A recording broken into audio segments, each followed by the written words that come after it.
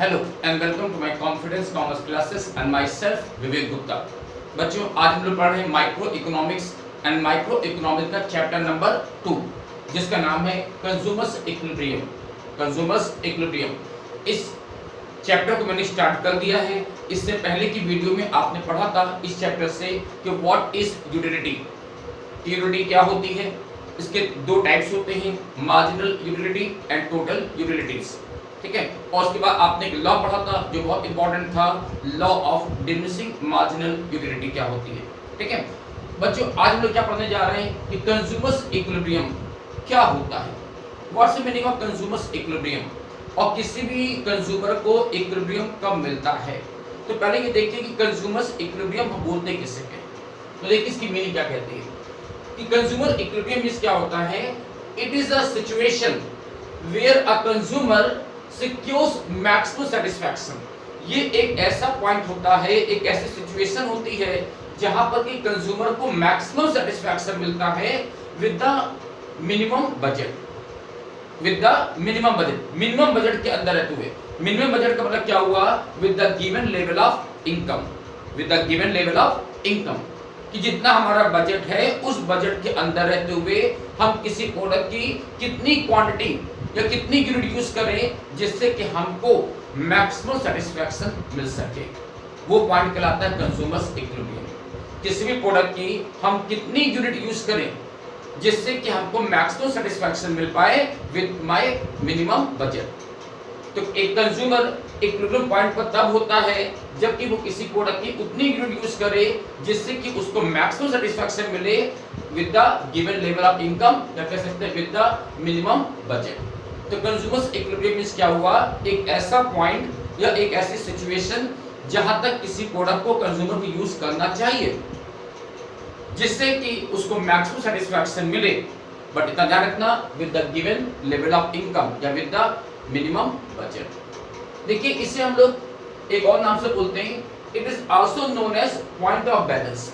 इसे हम लोग पॉइंट ऑफ बैलेंस इसलिए बोलते हैं क्योंकि ये कंजम्पशन का वो पॉइंट होता है जहां पर कंज्यूमर स्टे करना चाहता है। जहां पर कंज्यूमर स्टे करता है वो ना तो इस लेवल के बाद एक एक्स्ट्रा यूनिट यूज करना चाहेगा, ना इससे कम यूज करना चाहेगा, क्योंकि अगर वो इस पॉइंट से ज्यादा या कम यूनिट का कंजम्पशन करता है तो उसका सेटिस्फैक्शन लेवल क्या हो जाएगा, पहले से कम हो जाएगा। तो मुझे क्या चाहिए, मैक्सिमम सेटिस्फैक्शन। तो ये जो पॉइंट होता है वो हम उस पॉइंट तक अगर किसी प्रोडक्ट को कंज्यूम करते हैं तो हमको मैक्सिमम सेटिस्फैक्शन मिल पाता है। तो सिंपल वर्ड्स में कंज्यूमर इक्विलिब्रियम वर्ड का मतलब क्या हुआ, किसी भी प्रोडक्ट का कंजम्पशन करने की वो यूनिट जहां तक अगर प्रोडक्ट को कंज्यूम करें, यूज करें, तो मुझे मैक्सिमम सेटिस्फैक्शन मिल पाएगा विद मिनिमम बजट। ठीक है, अब देखिए इस कंज्यूमर इक्विलिब्रियम को हम लोग दो तरीके से डिटरमाइन कर सकते हैं। हमें किस लेवल तक किसी प्रोडक्ट को यूज करना चाहिए, इसे हम दो तरीके से एक्सप्लेन करेंगे, in case of one commodity and in case of two और मोर कमोडिटी। वन कमोडिटी का मतलब क्या होगा कि मान लीजिए मैं कंज्यूमर हूं और मैं मार्केट से केवल एक ही प्रोडक्ट खरीदना चाहता हूं, मैं मार्केट से केवल एक ही प्रोडक्ट कंज्यूम करना चाहता हूं, तो हमें कंज्यूमर इक्विलिब्रियम कैसे मिलेगा, हम उस एक सिंगल प्रोडक्ट को हम कितनी यूनिट तक कंज्यूम करें जिससे हमको मैक्सिमम सेटिस्फैक्शन मिल पाए। और उसके बाद हम पढ़ेंगे इन केस ऑफ टू और मोर कमोडिटीज। तो मान मार्केट से हम दो या दो से ज्यादा प्रोडक्ट कंज्यूम करना चाहते हैं तो उनको हम किस यूनिट तक कंज्यूम करें जिससे मेरा मैक्सिमम सेटिस्फैक्शन लेवल हमको मिल सके। ठीक है, ये सब दो तरीके से पढ़ेंगे, in case of one commodity and in case of two और मोर कमोडिटीज। ठीक है, पहले हम देख रहे हैं consumers equilibrium in the case of one commodity, यानी अगर कंज्यूमर केवल एक ही कमोडिटी कंज्यूम करना चाहता है तो उसे इक्विलिब्रियम कैसे मिल पाएगा, कि अगर हम एक ही कमोडिटी यूज करना चाहते हैं तो हमें मैक्सिमम सेटिस्फैक्शन हमें कहां पर मिलेगा, कैसे मिलेगा। तो पहले देखिए इसकी मीनिंग क्या कहती है। इन case of one commodity a consumer is in equilibrium at the quantity eight which the marginal utility. बच्चों हम लोगों ने पिछले चैप्टर में पढ़ा था what's the meaning of marginal utility. तो आपने पढ़ा था मार्जिनल यूटिलिटी का मींस क्या होता है, एडिशनल यूटिलिटी। किसी प्रोडक्ट की एक एक्स्ट्रा यूनिट को कंज्यूम करने से हमें जो एडिशनल यूटिलिटी मिलती है वो क्या कहलाती है, मार्जिनल यूटिलिटी। ठीक है, तो at which the marginal utility of good X is equal to its price. Means क्या हुआ कि कोई कंज्यूमर जब एक सिंगल कमोडिटी यूज कर रहा है तो उसे उसका इक्विलिब्रियम वहां पर होगा जबकि उस प्रोडक्ट को कंज्यूम करने से मिलने वाली जो मार्जिनलिटी है उस प्रोडक्ट के प्राइस के इक्वल हो जाती है। अगर हम वन कमोडिटी यूज कर रहे हैं तो हमें उस प्रोडक्ट को वहां तक कंज्यूम करना चाहिए जबकि उस प्रोडक्ट को कंज्यूम करने से हमें जो मार्जिनलिटी मिल रही है ये मार्जिनलिटी उस प्रोडक्ट के प्राइस के इक्वल हो जाए। तो जैसे हमारी मार्जिनलिटी और प्राइस इक्वल हो जाएंगे हम उस प्रोडक्ट को यूज करना स्टॉप कर देंगे। अब उस लेवल तक हमको कंज्यूम करना चाहिए और वो लेवल कहलाएगा कंज्यूमर्स इक्विलिब्रियम। ये हम कैसे कैलकुलेट करते हैं तो देखिए मैंने इसके दो फॉर्मूले दिए कि कंज्यूमर्स इक्विलिब्रियम हम कैसे निकालेंगे। फर्स्ट फॉर्मूला कहता है MUX equal to PX। MUX का मतलब क्या हुआ marginality of good X। Marginality of good X, suppose करिए हम जो गुड यूज कर रहे हैं उसका नाम है गुड्स X, ठीक है। तो marginality of goods X equal to price of goods X, यानी हम प्रोडक्ट को वहां तक यूज करेंगे जहां तक प्रोडक्ट से मिलने वाली मार्जिनलिटी और उसका प्राइस एक दूसरे के इक्वल हो जाए। ये फार्मूला बेटा हम लोग तब यूज करेंगे जबकि मार्जिनलिटी ऑफ मनी इक्वल टू 1 होती है।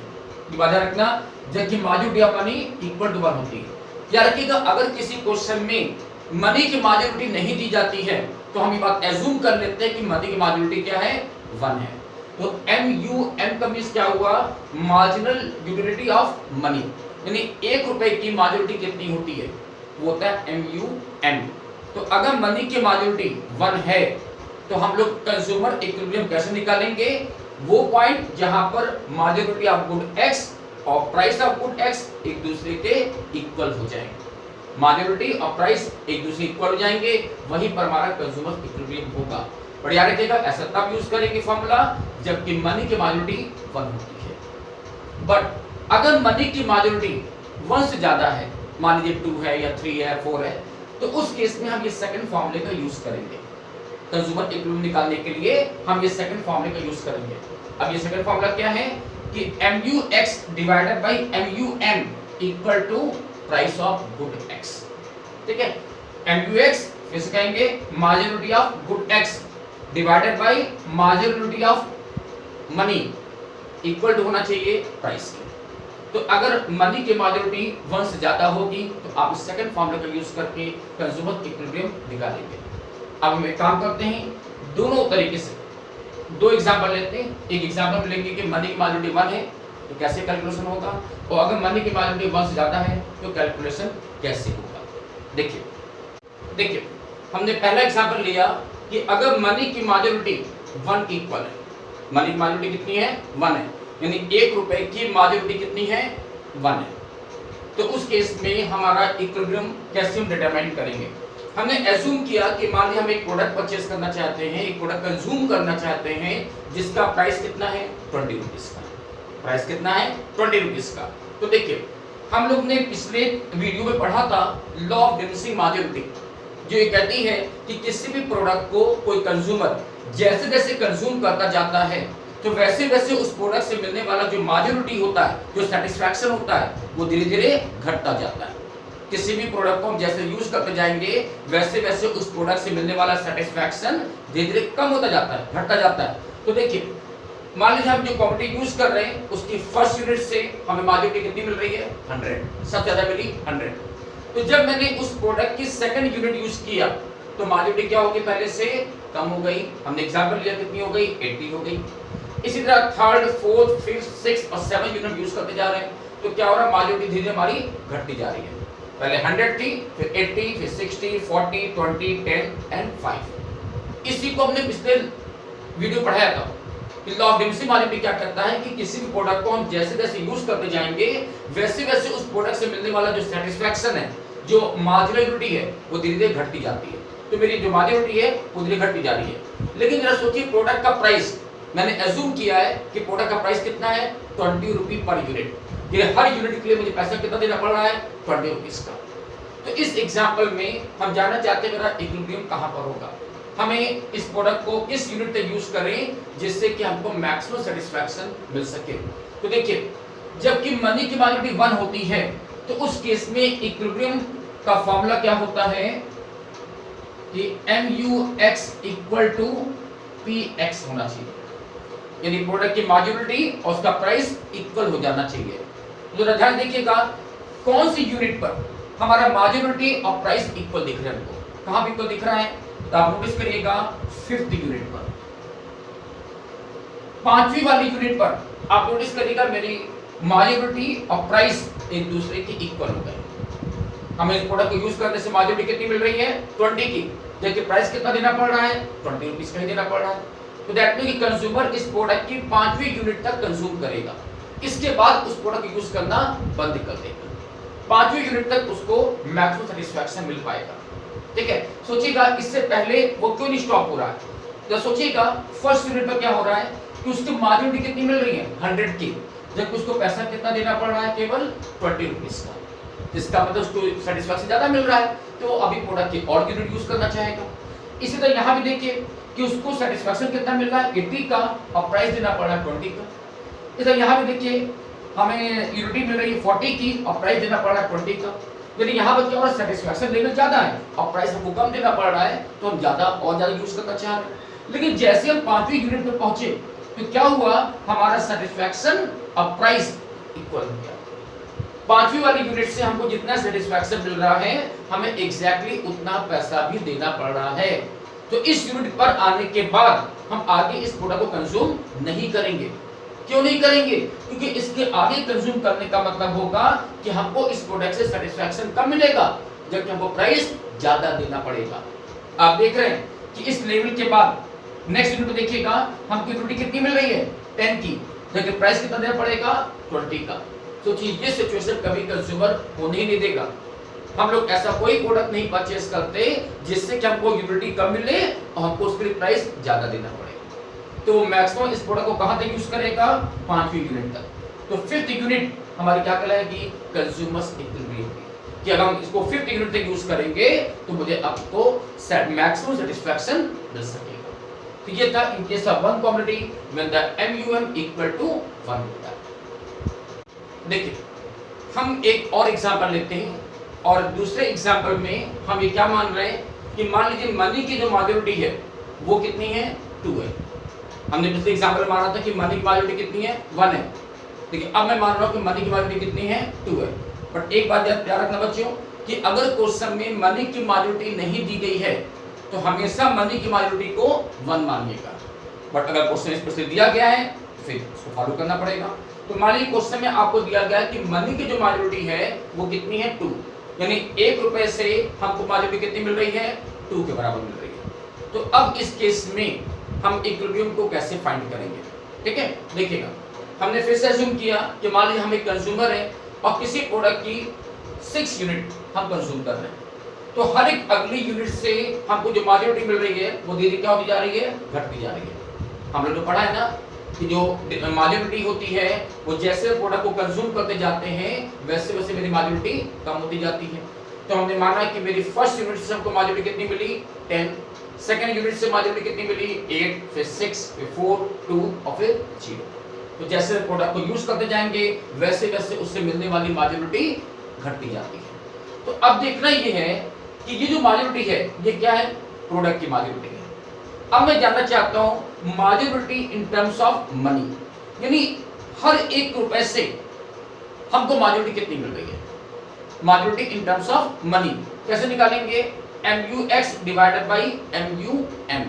क्या करना है आपको, जो आपको मार्जिनलिटी मिल रही है प्रोडक्ट की उसको डिवाइड करिए मनी की मार्जिनलिटी से, तो मेरा क्या आएगा हर एक प्रोडक्ट की मनी टर्म में मार्जिनलिटी कितनी मिल रही है।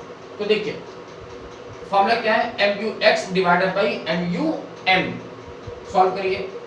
फर्स्ट यूनिट से हमको मार्जिनलिटी कितनी मिली है 10, तो 10 डिवाइडेड बाई मनी की मार्जिनलिटी कितनी है 2, तो 10 डिवाइडेड बाई 2 कितना आ गया 5, कितना आ गया 5। यानी हम कह सकते हैं कि फर्स्ट यूनिट से हमको जो मार्जिनलिटी मिल पा रही है वो कितनी मिल पा रही है 5 रुपीस के बराबर। रुपए के टर्म बोले तो फर्स्ट वाली यूनिट से मार्जिनलिटी कितनी मिल रही है 5 रुपीस की। इसी तरह से सबको डिवाइड करते जाइए, इसे भी डिवाइड करो 8 डिवाइडेड बाय 2, तो इस प्रोडक्ट से मार्जिनलिटी कितनी मिली मनी टर्म में 4। यहाँ भी 6 divided by 2 3, 4 divided by 2, 2 divided by 2 ये 1 आएगा और आप 0 डिवाइडेड बाय 2 तो 0 हो जाएगा। तो ये क्या आ गया मार्जिनलिटी इन टर्म्स ऑफ मनी। कैसे निकाला MUX डिवाइडेड बाय MUM। ठीक है, नेक्स्ट प्राइस। हम बात एज्यूम कर रहे हैं कि इस प्रोडक्ट का जो प्राइस है वो कितना है, एज्यूम करो कितना है 3 रुपीस है। आप खुद भी एज्यूम कर सकते हो, मैंने एज्यूम किया मान ली प्रोडक्ट का प्राइस कितना है 3 रुपीस का। तो हर एक यूनिट के लिए मुझे जो एक्चुअल प्राइस पेड करना पड़ रहा है वो 3 रुपीस का। ठीक है, प्राइस कितना है 3 रुपीस का है। तो अगला देखना, फर्स्ट यूनिट से हमको मार्जिन कितनी मिली 5 रुपीस की। देखो पैसा कितना देना पड़ रहा है जस्ट 3 रुपीस। आपको यूनिट कितनी मिली 5 रुपीस की और पैसा कितना देना पड़ रहा है जस्ट 3 रुपीस की। तो इसका मतलब हमें गेन हुआ या लॉस हुआ? तो जब वो क्या हुआ, हमें सेटिस्फैक्शन ज्यादा मिल रहा है, मैं कौन हूँ कंज्यूमर हूँ, अब मुझे सेटिस्फैक्शन मिल रहा है 5 का और प्राइस कितना देना पड़ रहा है जस्ट 3 रुपीस का। तो इसका मतलब क्या हुआ 2 रुपीस का हमें गेन हो गया, 2 रुपीस का हमको गेन हो गया। सेम यहाँ भी देखिएगा, नेक्स्ट यूनिट से हमें मार्जिन कितनी मिली 4 रुपीस की। देखिए प्राइस कितना देना पड़ रहा है जस्ट 3 रुपीस का। तो इसका मतलब यहाँ भी हमको 1 रुपीस का गेन हो रहा है। नेक्स्ट देखिए, आपको प्राइस कितना देना पड़ रहा है 3 रुपीस का और सेटिस्फैक्शन भी कितना मिल रहा है 3 का। तो 3 माइनस 3, तो आप कह सकते हैं इस वाली यूनिट पर हमें ना कोई गेन हुआ ना कोई लॉस हुआ। नेक्स्ट देखिए, हमको यूनिट कितनी मिल रही है, सेटिस्फैक्शन कितना मिल रहा है 2 का, 2 रुपीस का, और आपको प्राइस देना पड़ रहा है 3 रुपीस का। हमें सेटिस्फैक्शन मिल रहा है 2 रुपए का, लेकिन वो प्राइस देना पड़ रहा है 3 रुपीस का। इसका मतलब यहाँ पर हमें क्या हो रहा है लॉस हो रहा है। इस यूनिट को कंज्यूम करने से हमें 1 रुपीस का लॉस हो जाएगा। कैसे लॉस हो गया कि हमको सेटिस्फैक्शन मिला कि 2 रुपए के बराबर, जबकि हमको प्राइस देना पड़ रहा है 3 रुपीस का। तो 1 रुपये हमारे लिए लॉस हो गया। सेम यहाँ भी 1 माइनस 3, तो 2 रुपये में यहाँ लॉस हो गया, और 0 माइनस 3 तो 3 रुपीस का यहाँ पर लॉस हो गया। अब बच्चों देखो, इस एग्जाम्पल में हमारा कंज्यूमर्स इक्विलिब्रियम कहाँ पर होगा? कंज्यूमर को प्रोडक्ट की कौन सी यूनिट तक कंज्यूम करना चाहिए जिससे कि उसको मैक्सिमम सेटिस्फैक्शन मिल सके? तो वो प्रोडक्ट को कहां तक यूज करेगा जब तक कि उसका गेन या लॉस 0 हो जाता है। देखो कौन सी यूनिट पर हमारा गेन लॉस 0 जा रहा है, थर्ड यूनिट पर। आप नोटिस करिए थर्ड वाली यूनिट पर हमें कोई गेन या लॉस नहीं हुआ है। हम यहां तक प्रोडक्ट को यूज करेंगे, क्योंकि इसके बाद यूज करने का मतलब क्या होगा, हमको लॉस उठाना पड़ेगा। ठीक है, वैसे भी आप देखिए मैंने आपको फॉर्मूला लिखा था ना कि इन केस ऑफ कि मनी की मार्जिन अगर 1 से ज्यादा होती है तो हमारी कंडीशन क्या थी कि MUX divided by MUM equal to होना चाहिए प्राइस ऑफ गुड X के। तो हम देख सकते हैं कि मनी टर्म में जो मार्जिन आ रही है MUX डिवाइडेड बाय MUM कितना है 3, ये कितना है 3, और प्राइस भी कितना है 3। तो यहाँ पर देखिए मनी टर्म में जो मार्जिन मिल रही है 3 की और प्राइस भी कितना है 3।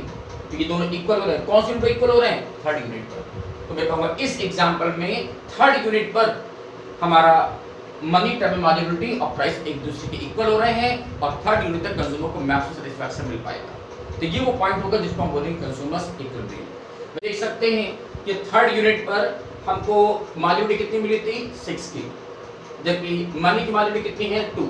तो अगर हम इस फॉर्मूले को अप्लाई करें कि प्रोडक्ट से हमको मार्जिनलिटी कितनी मिली है 6 की, और MUM यानी मनी की मार्जिनलिटी कितनी थी 2, तो 6 डिवाइडेड बाय 2 कितना आता है 3, जो कि प्रोडक्ट का प्राइस भी है। ठीक है, तो हम देख रहे हैं ये कंडीशन हमारी सेटिस्फाइड हो रही है। तो थर्ड यूनिट मेरी इक्विलिब्रियम पॉइंट मानी जाएगी। ओके।